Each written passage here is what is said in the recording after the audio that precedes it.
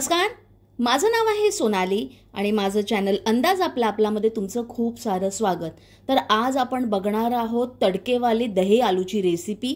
करायला एकदम सोपी अशी रेसिपी आहे। भाजी करायचा कंटाळा आला, पराठ्याबरोबर काय खायचं असा प्रश्न पडला तर ही रेसिपी तुम्ही नक्की ट्राय करून बघा। चला तर मग लागूया कामाला। लागणारं साहित्य काय काय ते तुम्हाला सांगते। तर इकडे मी दही घेतलेला आहे, कारण आपली रेसिपीचं नावच आहे तडकेवाले दही आलू। तर इकडे फेटून मी दही घेतलेला आहे।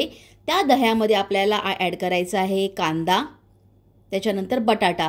क्वांटिटी तुम्ही तुमच्या ह्याच्याप्रमाणे आवडीप्रमाणे घ्या।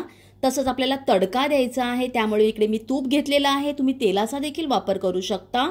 राई, जिरं, हिंग घेतलेला आहे। तसंच फोडणीमध्ये टाकायला ही छोटीवाली मिरची घेतलेली आहे, लसूण लागणार आहे, कढीपत्ता आहे, थोडीशी कसुरी मेथी इकडे घेतलेली आहे। तसंच चवीप्रमाणे मीठ आहे, थोडीशी हळद आहे, धण्या जिऱ्याची पावडर आणि मिरची पावडर। बस एवढं साहित्य लागणार आहे। तुम्हाला आवडत असल्यास ह्याच्यात तुम्ही कोथिंबीर देखील टाकू शकता। सगळ्यात प्रथम आपल्याला काय करायचं आहे, ह्याच्यात आपल्याला कांदा टाकून घ्यायचा आहे।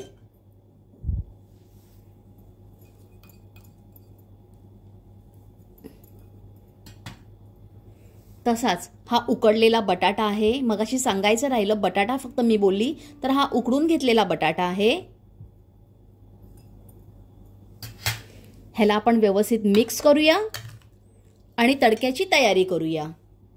इकडे आपला कांदा आणि बटाटा हा दह्यामध्ये व्यवस्थित नीट मिक्स करून झालेला आहे। आता आपण ह्याला तडका देऊया।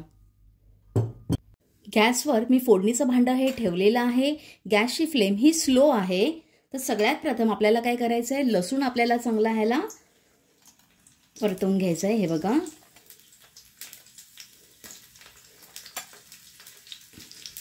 आणि सगळं साहित्य हातातच घेऊन ठेवा, पटापट आपल्याला फोडणी करायची आहे।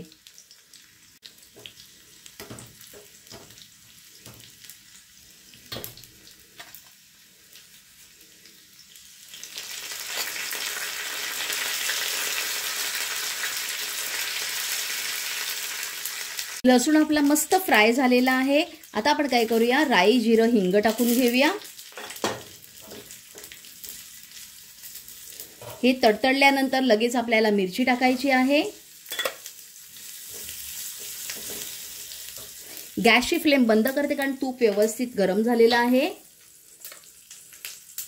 हे सगळं ड्राय इंग्रेडियंट ऍड केले आणि लास्टला आपल्याला ऍड करायची आहे कसुरी मेथी। बस आता आपण कडक कडक ही फोडणी दह्यावर टाकून येऊया।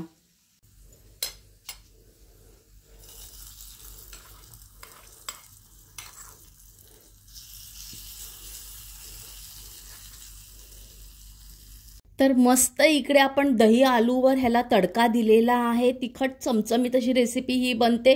तुम्ही घरी नक्की ट्राय करून बघा। खाणार कशाबरोबर, घावण, पराठा, नान, चपाती कशाबरोबर देखील तुम्ही खाऊ शकता। पण ही रेसिपी नक्की ट्राय करून बघा।